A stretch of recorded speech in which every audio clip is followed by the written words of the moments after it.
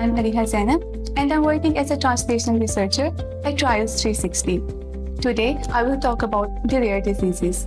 So what are rare diseases? These are the diseases that affect a very small percentage of population. Even though each rare disease is very uncommon, there are around 7,000 non-rare diseases, and together they're affecting around 300 million people worldwide.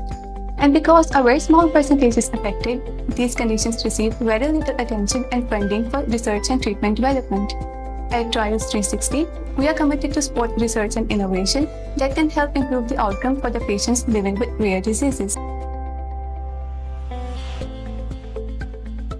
Can you imagine mucus so thick that it acts like glue inside our body? Well, yes, this occurs in a disease known as cystic fibrosis, which is a congenital disease caused by mutation in the CFTR gene. This gene helps encode the chloride channel, which helps maintain the salt and water concentration of mucus produced in our body. Thus, a mutation in this gene leads to thick, sticky mucus, which can block various organs of our body. For example, if it blocks the respiratory tract, it may lead to repeated infections and lung damage.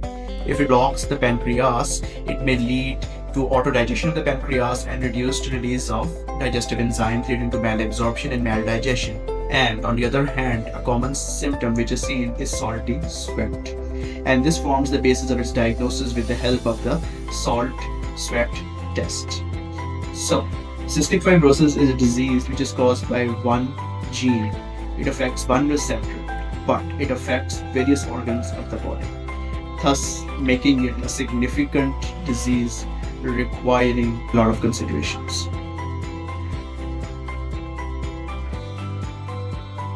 Assalamu alaikum. Today I would like to raise awareness regarding beta thalassemia major. Beta thalassemia major is unfortunately highly prevalent in Pakistan. The reason for this is that we have increased number of carriers in our population who don't even know their carrier status.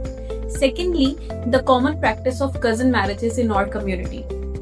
So although thalassemia is extremely prevalent and it is very difficult to cure thalassemia, but we can prevent this disease by taking simple measures. First of all, premarital screening.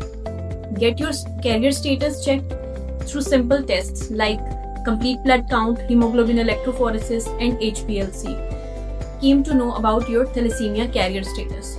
Secondly, if a couple is expecting a child and they came to know that both of them are carriers of thalassemia or they have a strong family history of thalassemia, it's very important for them to get prenatal testing done through chorionic villus sampling in early pregnancy.